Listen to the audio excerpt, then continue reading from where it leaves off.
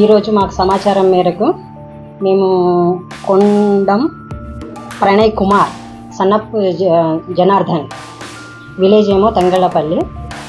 సమాచారం మేరకు మా బీట్ ఆఫీసర్, మా శిక్షణ ఆఫీసర్ వెళ్ళి మాకు సమాచారం వచ్చింది, ఇట్లా మేక మాంసం మన నెమలి మాంసంతో యూట్యూబ్ చేస్తున్నాడు అనేసి.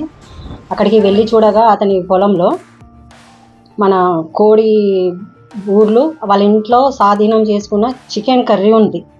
చికెన్ కర్రీతో ఉన్న గిన్నెను తీసుకొని వచ్చి అతని మీద మేము ప్యూఆర్ ఇష్యూ చేయాలని, ఫర్దర్ అది టెస్ట్కి పంపించాలి, అది ఏ మాంసం అనేది, నెమలి మాంసం అనేది అనేసి టెస్ట్కి పంపిస్తాం, ల్యాబ్కి పంపించిన తర్వాత ఇది ఒకవేళ ఇది కాకపోతే ఇక్కడ ప్రజెంట్ మాత్రం కోడి ఈకలు ఉన్నాయి కదా, ఈ చీటింగ్ కేసు కింద మేము పోలీసులకు మాత్రం అప్పగిస్తాం. ఇప్పుడు ఆయన స్పాట్లో దొరికిండు కాబట్టి ఇదైతే మేము పోలీసులకు హ్యాండ్ ఓవర్ చేస్తున్నాం.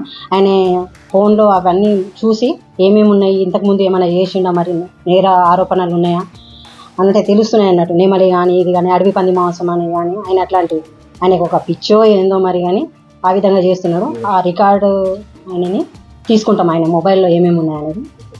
యూట్యూబ్ ఛానల్ క్యాన్సిల్ చేపిస్తాం అతన్ని. వివర్ కోసం చేస్తున్నాడు కానీ అట్లాంటివి నేషనల్ బర్డ్ కదా మనది, నెమలి జాతీయ పక్షి కదా, అందుకనేసి ఆయన దేని గురించి అట్లా చేస్తున్నాడని ఆయన విచారించి ఫర్దర్ కేసు మనం ఇది చేస్తాం. తర్వాత మీకు అధికారి ఇది రిపోర్ట్ ఇస్తాం. థ్యాంక్ యూ అండి.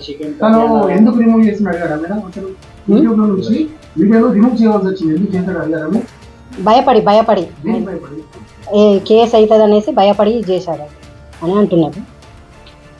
అవి ఒకవేళ ఇది ఉంటే మాత్రం మనం తీసుకోవచ్చు, యూట్యూబ్ ఇది చేసిన తర్వాత కూడా మనం అప్లోడ్ చేసి మనం ఫర్దర్ దాని మీద ఇది చేయొచ్చు కదా. ఎంతవరకు ఆయన నిజం చెప్తున్నాడు అబద్ధం చెప్తున్నాడు అనేది మనకు తెలుస్తుంది. థ్యాంక్ యూ అండి. చికెన్ కర్రీలా తెలిసిన మట్టికి చికెన్ కర్రీ పెట్టింది మాత్రం నెమలి మాంసం కూర ఏ విధంగా చేయాలనేది అని పెట్టుకున్నాడు.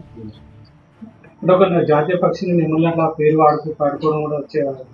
నేరం కిందికి వస్తుంది, చీటింగ్ కేసు కిందికి వస్తుంది. అవును, ఎస్ సార్. చెప్పండి.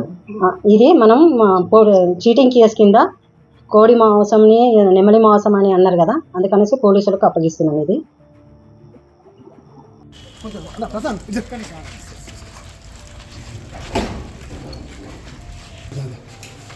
మళ్ళీ కానీ